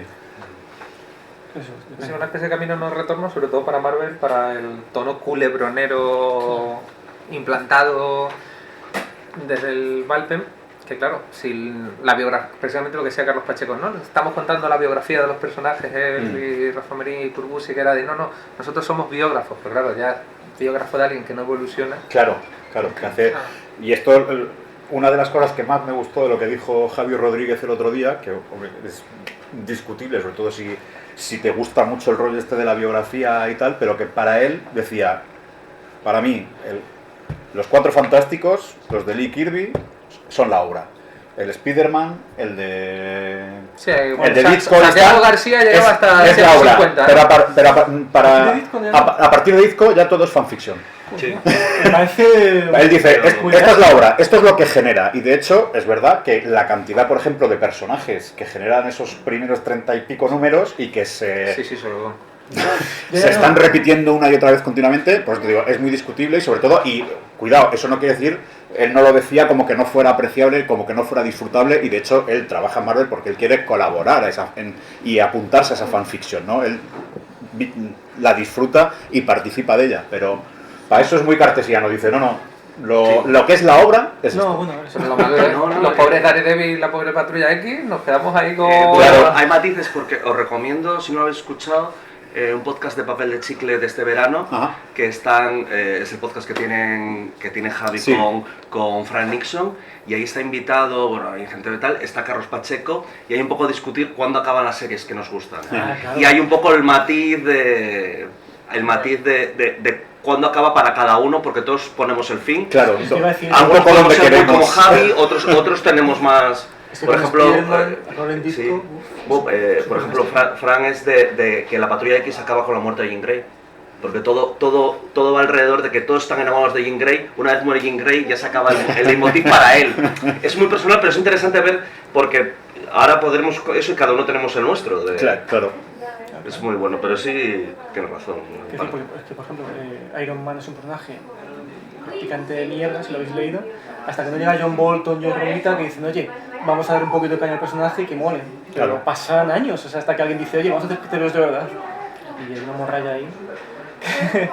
Ostras. Los propios hombre. Vengadores. Los Vengadores también, claro. Los Vengadores también Un tienen. poco lo que pasa, o sea, yo supongo que el tema de Marvel también de querer contar una historia de, pues cuando leíamos nosotros o empezamos a leer una historia de 20 o 30 años, ya tienen, los personajes tienen, ya bueno, 60, ¿no? Entonces, Claro. o sea, ya empieza a tener menos sentido toda esa historia de esa novela Río, de decir desde el principio hasta aquí, porque es Ahí que no, estamos. no tienen días, los superhéroes, aunque reajustes un poco, no tienen días para que les pasen tantas movidas. Por eso tiene sentido lo que van a sacar ahora Panini, otra vez reeditar todo lo de la biblioteca Marvel, porque lo decían, o sea, hablé con un librero y lo decía, es que llegan las chavales, o sea, gente muy joven diciendo que quiero el primer cómic de Spider-Man, no, que no te lo leas, que te va a gustar del año de este año. Dicen que yo quiero leer el primero. Claro. Claro, pues es Pues yo cuando te los lees, el origen del Marvel de Forum, a mí me encanta, claro, pero estaba mucho más cerca de su creación que ahora, ¿no? Que, joder, que han pasado otros 30 años. Claro. Entonces, puede ser durito. O sea, incluso- Claro, es que en aquel entonces habían pasado 15 Claro, años de claro. alguno de lo que estábamos consumiendo como clásicos Claro, me Marvel. acuerdo cuando- Desde que se publicaron los clásicos Marvel de Forum Claro, ahora, es lo que dices tú. Es la La Guerra Kree School habían pasado 15. Claro, no habían- la coña que hacen de que veíamos en los 80 aquellos maravillosos años que habían pasado hace 20 y Claro. ahora han pasado más No, bueno, desde no, aquí no, a los eso es 80. futuro, ¿no? Ahora mismo, en aquellos más de 6 años, debería ser más o menos pues el 2002, que no os parece un Claro, pasado. claro, no, Claro, totalmente. nos parece ayer.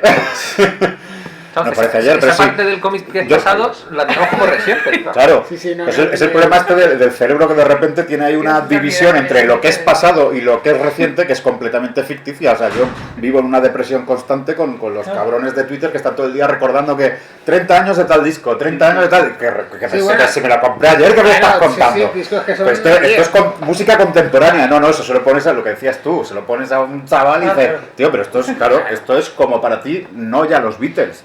No, Porque los mucho. Beatles eran de los 60, para mí los Claro. 80 tendría que, para, Sí, sí. para ponerse en comparación conmigo, pues tendría que ponerme, yo tendría que haber estado escuchando a Connie Francis, ¿no? O a las Big Bands, es que estamos hablando de 30 años y 40 años. Sí, sí. O sea que decía, no, lo leí, que en Regreso al Futuro estamos más lejos de Regreso al Futuro que él, que está Marty Sí, sí, McFly sí. de los años 50. ¿no? Exacto. Y para ti es ayer. Pero casi el doble. Sí, sí, también. los últimos son de los años 2000, o sea, Sí, sí. es muy poco, o sea, y nos parece un cómic bastante reciente, ¿no? Claro, los Ultimate a nosotros es lo del origen de Marvel a los niños de los 80. Exacto. Ya ves tú, los últimos... No, ¿Qué, chao, qué claro. invento este nuevo? El Capi sin alitas. Que han empezado, En fin. Spider-Man ha empezado de cero, y le han puesto el traje sin rayitas. Bueno, pues nada, si Nada, queréis... muchas gracias. Ah, no sé que haya alguna... ¿Queréis alguna última cosa? No. Esperamos la charla. Pues nada, que muchas gracias por venir. Espero que a los que ya lo habéis leído, que os haya gustado el libro, a los que estáis todavía a Yo medias, estoy a medias, sí. Pues ya verás el último Que capítulo. os Entran ganas de seguir. O sea, que os satisfaga bien. Y nada, y muchas gracias. Y además no habéis dado ningún spoiler de lo que le pasa al final ni nada de eso.